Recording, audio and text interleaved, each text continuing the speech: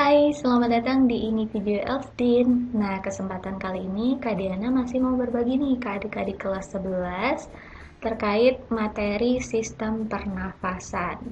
Oke, nggak usah lama-lama, mari kita bahas. Nah, konsep dasar yang harus kita pahami ya terkait sistem pernapasan itu sendiri adalah apa sih itu sistem pernapasan? Kalau ada kata sistem, berarti di sini ada sekumpulan organ yang terlibat dalam proses pertukaran gas oksigen dan karbon dioksida di dalam darah. Gitu. Kok di dalam darah? Nah, ini akan kita bahas detail ya di mekanismenya nanti. Sedangkan untuk pernapasan atau respirasi itu sendiri didefinisikan sebagai proses pengambilan oksigen dan pelepasan karbon dioksida yang ada di dalam tubuh. Di waktu kita menghirup udara, molekul yang kita ambil itu adalah oksigen. Sedangkan ketika kita melepaskan udara ya lewat hidung atau mulut itu yang kita lepaskan adalah molekul karbon dioksida. Oke, kita lanjutkan ya. Pembahasan berikutnya itu terkait organ-organ sistem pernapasan. Tadi kan konsep dasar tentang sistem itu melibatkan organ-organ. Nah, kira-kira organ-organ apa saja sih yang terlibat dalam sistem pernapasan? Kalau bisa kita lihat ya di gambar ini, dimulai dari bagian rongga hidung. Terus nanti udara masuk ya, melewati rongga hidung, terus dia melewati bagian faring, laring, trakea, terus ke bronkus, bronkiolus. Nah, bronkus dan bronkiolus ini kan letaknya udah masuk ke dalam paru-paru tuh. Ternyata di dalam paru-paru itu terdapat cabang bronkiolus yang lebih kecil lagi, itu bernama alveolus ini. Kalau kita perbesar ya, nanti alveolus inilah yang paling banyak keterlibatannya dalam proses pertukaran oksigen dan karbon dioksida di dalam darah. Nah, kita bahas untuk organ pernapasan yang pertama, yaitu rongga hidung. Jadi di dalam rongga hidung ya, itu terdapat rambut-rambut dan selaput lendir. Fungsinya sebagai penyaring, penghangat dan pengatur kelembaban gitu. Jadi kalau dalam waktu yang agak lama ya, nanti kita kayak ngupil gitu, dapat kotoran hidung yang warnanya tuh udah gelap banget. Nah, itu adalah hasil sisa penyaringan ya, sebenarnya sisa penyaringan dari selaput lendir dari rongga hidung kita gitu. Jadi dia menyaring debu-debu tersebut, jadi lengket di selaput lendir dan juga lengket di rambut-rambutnya. Maka yang muncul nanti kotoran ya, kotoran hidung. Bisa juga sebagai penghangat. Kalau dalam waktu udara dingin, suhu rendah, itu kan terjadi proses penyesuaian ya, penyesuaian supaya udara yang masuk itu tetap hangat kayak gitu. Nah, di rongga hidung juga terdapat yang namanya saraf olfaktori. Fungsinya untuk membawa rangsangan bau ya dari indera penciuman atau hidung itu ke otak. Kenapa kita bisa mencium berbagai aroma atau bau ya?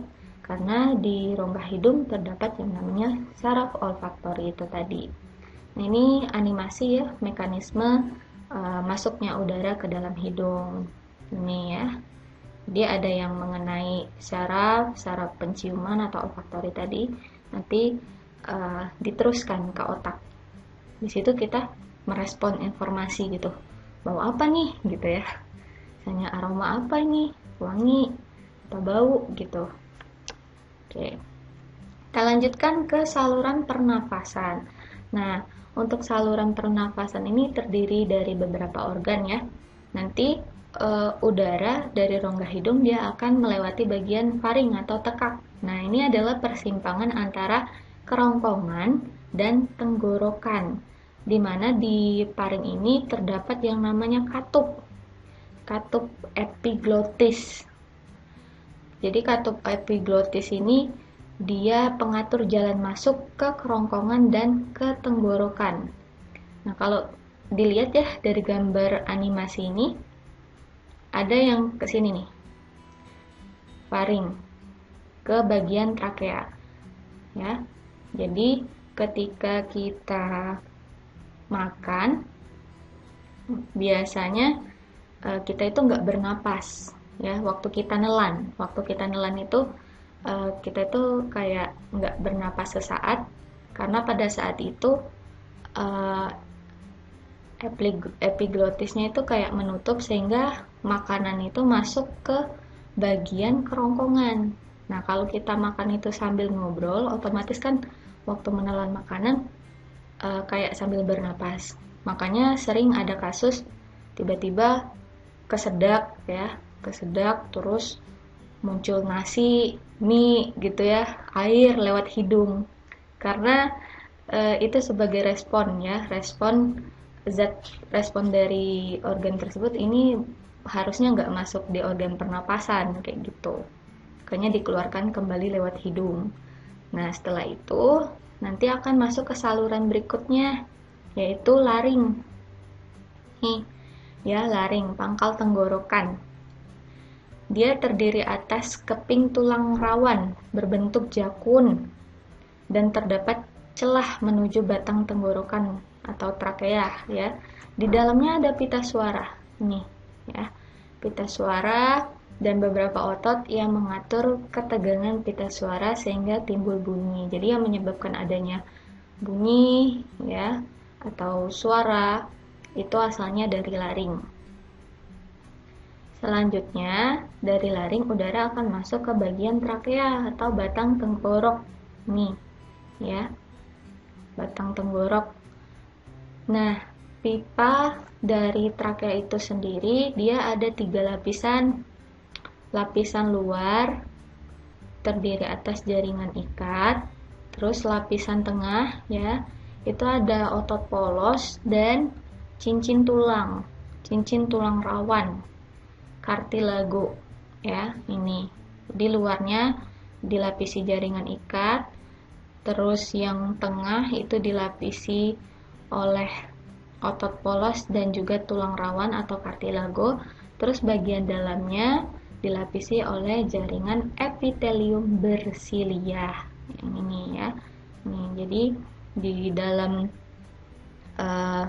trakea itu ada epitelium bersilia. Terletaknya di bagian leher depan kerongkongan, ya. Ya, jadi fungsi epitelium bersilia itu juga nanti sebagai penyaring, ya.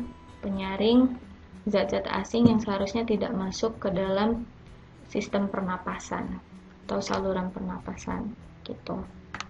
Oke. Saluran pernapasan berikutnya dari trakea, ini ya, trakea yang tengah ini dia akan menuju ke percabangan trakea bernama bronkus. Nah, bronkus ini ada 2 bagian, ya, kanan dan kiri. Gitu. Nah, kedudukan bronkus kiri itu lebih mendatar dibandingkan bronkus kanan. Ya, dia cenderung lebih mendatar.